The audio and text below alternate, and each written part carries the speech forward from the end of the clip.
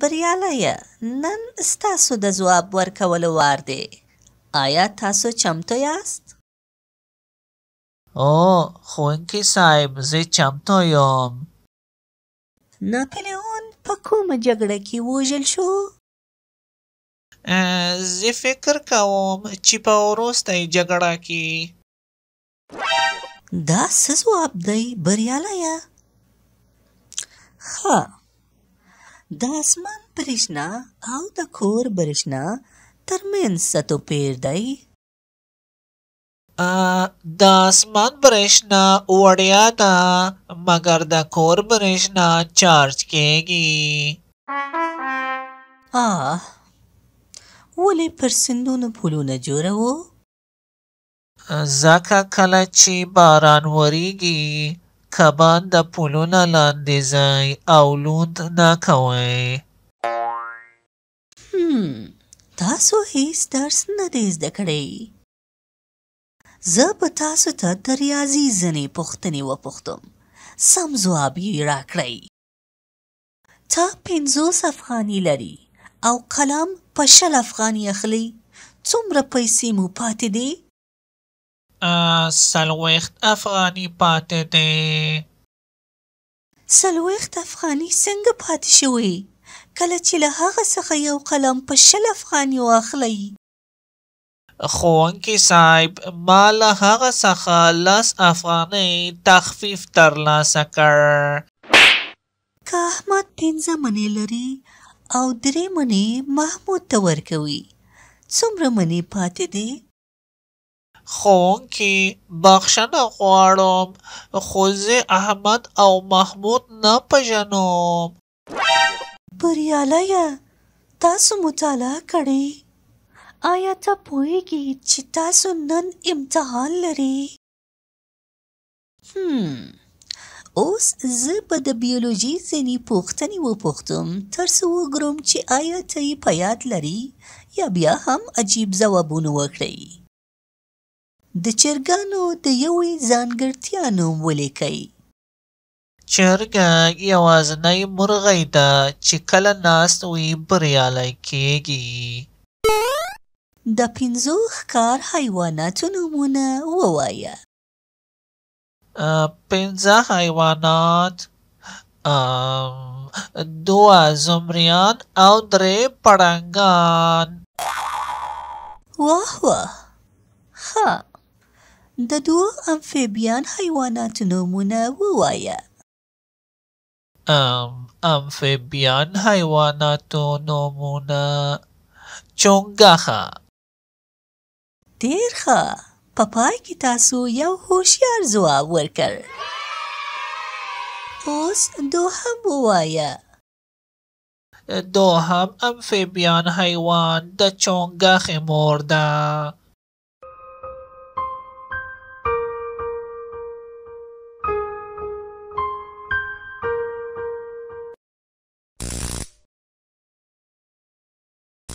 د لوی او سپیڅلي خدای په نامه سلام، وخت مو په خیر. څنګه یې ګرانو زده کوونکو؟ هیلهمنده یم چې جوړ او روغ به یاست. زه علي ستاسو ښوونکی یم او دلته د خوږ پښتو ژبه درس ورکوم. حالا برویم به سراغ آنالیز و آموزش این ویدیوی جذاب. اما پیش از آن اگر از این ویدیو خوشتان آمد او را لایک کنید. ښه بریالیه، نن ستاسو د ځواب ورکولو وار دی. آیا تاسو چمتو یاست؟ خب بریالی، امروز نوبت تو است که پاسخ بدهی. آماده هستی؟ نن امروز ستاسو د ځواب ورکولو وار دی. نوبت پاسخگویی و جواب دادن تو است. د ځواب ورکولو جواب دادن وار به معنای نوبت.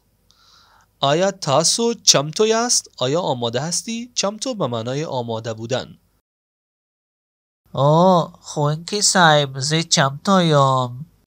بله معلم صاحب، آماده هستم. ښوونکي صاحب، ښوونکي به معنای معلم. زه چمتو یم، من آماده هستم. ناپلیون په کومه جګړه کې ووژل شو؟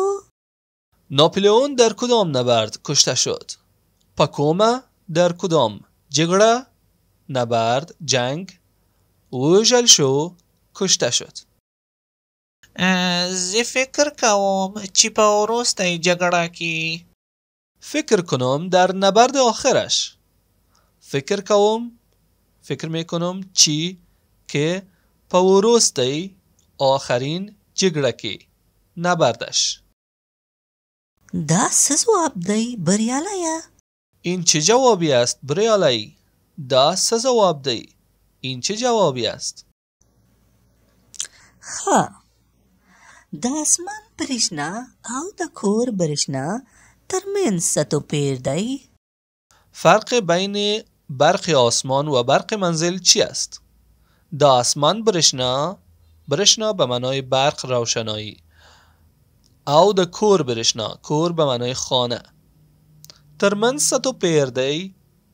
چه تفاوتی دارد؟ د اسمان برېښنا وړیا ده مګر د کور برېښنا چارج کیږي. برق آسمان رایگان است اما برق خانگی چارج می شود. د آسمان برېښنا و یا د آسمان برېښنا به معنای برق آسمان و یا روشنایی آسمان وړیا، رایگان، مفت. مگر اما د کور برېښنا برق خانه، روشنایی خانه، کور به معنای خانه است. چارج کیگی و یا چارج کیجی به معنای شارژ می شود. ولې پر سیندونو پلونه جوړوو؟ چرا روی رودخانه ها پل می سازند؟ چرا؟ پر روی سیندونو رودخانه ها پلها جوړ میکنند، می سازند. ځکه کله چې باران وریږي کبان د پلونو لاندې ځای او لوند نکوي. چون وقتی که باران میبارد ماهی ها در زیر پلها بروند و تر نشوند. زکا کلچی به خاطر این که باران وریگی باران میبارد کبان جمع کب به معنای ماهی هاست.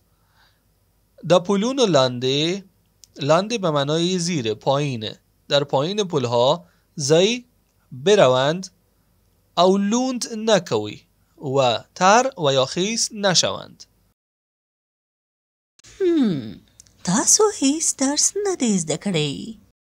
بریالی تو هیچ درس ها را نخوانده ای؟ تو هیچ درس نه زده کړی، نخوانده ای. زه به تاسو ته د ریاضي ځینې پوښتنې وپوښتم. سم ځواب یې راکړئ. چند سوال ریاضیات از تو پرسان میکنم، جواب درست بده.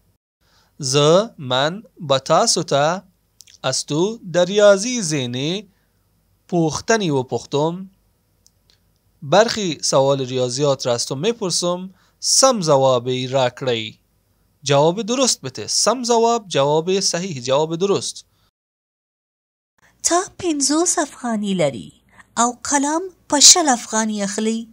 څومره پیسې مو پاتې دي؟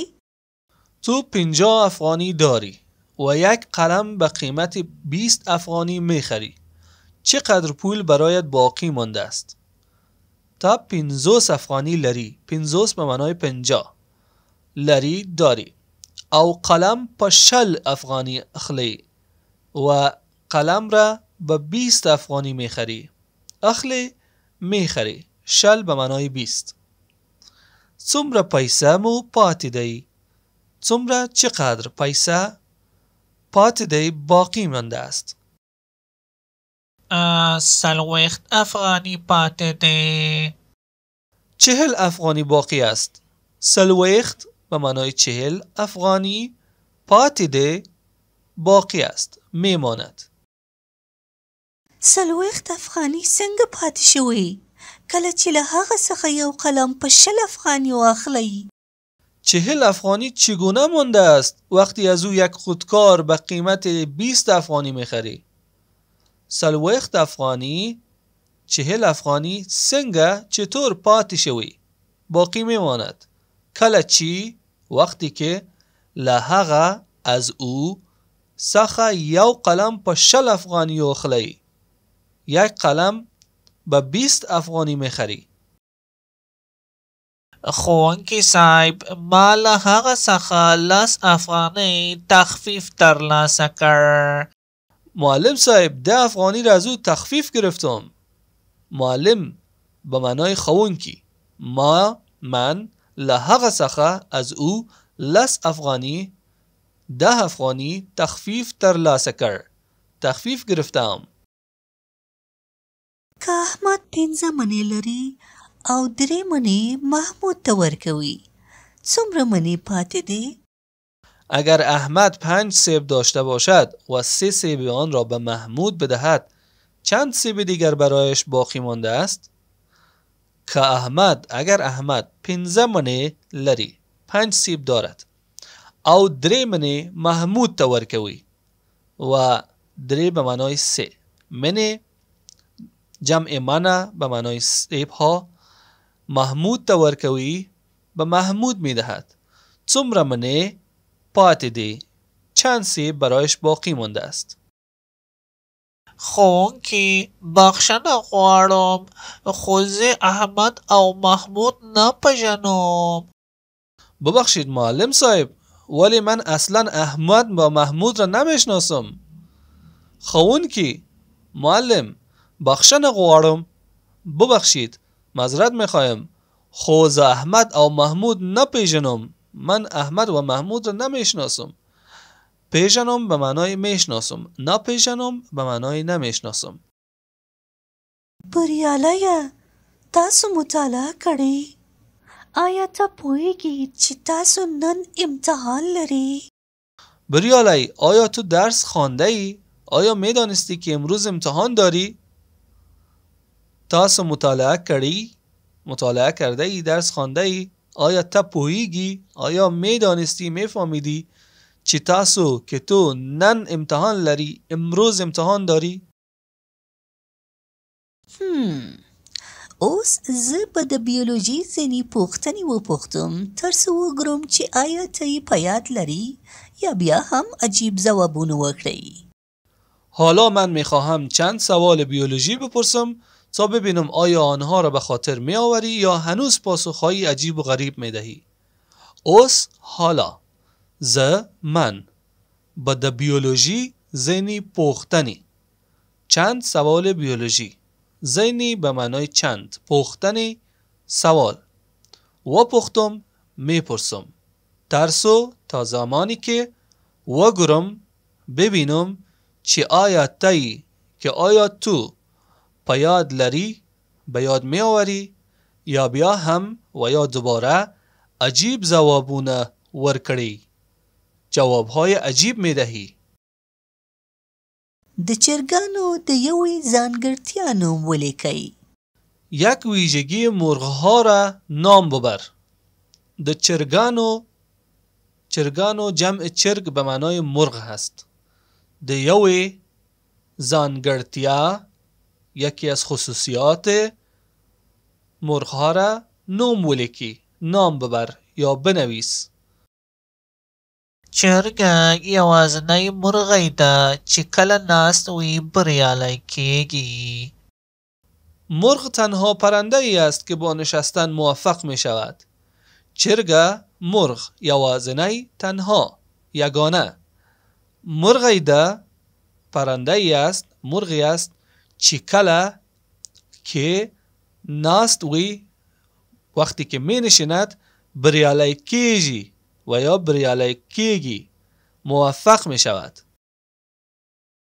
د 5 ښکار حیواناتو نومونه ووایه.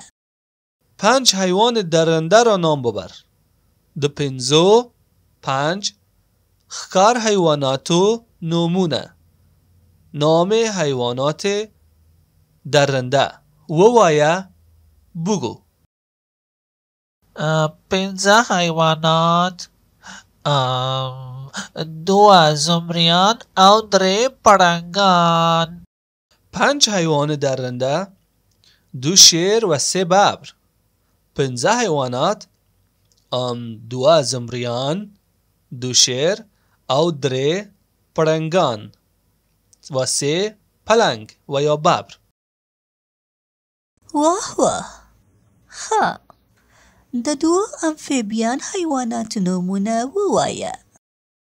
خب 2 حیوان دوزیست را نام ببر. خ به معنای خوب. د 2 امفیبیان حیوانات نومونه. 2 حیوان دوزیست را ووایه بگو. 2 به معنای 2. امفیبیان حیوانات دوزیست. نومونه نامها.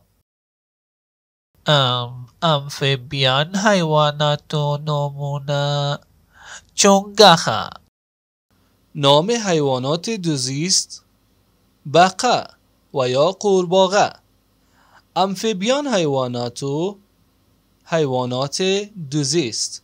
نومونه نامها. چونگخه به معنای بقه و یا قورباغه. ډېر ښه په پای کې تاسو یو هوښیار ځواب ورکړ. آفرین بالاخره جواب هوشمندانه ای دادی. ډېر ښه آفرین. په پای کې بالاخره تو یو هوشیار ځواب ورکړ. یک جواب هوشمندانه دادی. اوس دوهم ووایه. حالا دومی را بگو. حالا دوهم ووایه. دوم را هم بگو. دوهم امفیبیان حیوان د چونگخ مرده. دومین حیوان دوزیست مادر بقه است. دومین حیوان دوزیست د چونگخ مرده. چونگخ مر مادر بقه. خب دوستان عزیزم، این بود درس امروز ما. امیدوار هستم که این مطلب برایتان مفید بوده باشه. اگر این سبک ویدیو را خوش دارین لطفاً در قسمت نظرات به من اطلاع بدین تا بیشتر برایتان جور کنم. فراموش نکنید که با لایک و کامنت های زیبایتان از ما حمایت کنید. او زه امید لرم چې دا ویډیو ستاسو لپاره ګټوره وه. که مو د دغه سټایل ویډیو خوښه شوه د نظرونه برخه کې ولیکئ نو زه کولی شم ستاسو لپاره ډیر څه جوړ کړم. او مهرباني وکړئ په خپلو لایکونه او ښایسته نظرونه سره زموږ ملاتړ وکړئ. اما اگر ایده داستانی و فکاهی را در ذهن دارین که میخواین همراه ما یک جای شوین و میدانین که قوت ازیره داره که یک انیمیشن جور شوه، لطفاً در بخش نظرات کلمه ایده را کامنت کنین تا ما با شما در ارتباط شویم. او که تاسو په ذهن کې کومه ټوکه یا کیسه لري او غواړئ له موږ سره شریک کړئ د نظرونو په برخه کې د ایده کلمه ولیکئ ترڅو موږ تاسو سره اړیکه ونیسو. تا درس آینده شما را به الله پاک میسپارم. پامخ دیخه د خدای پامان.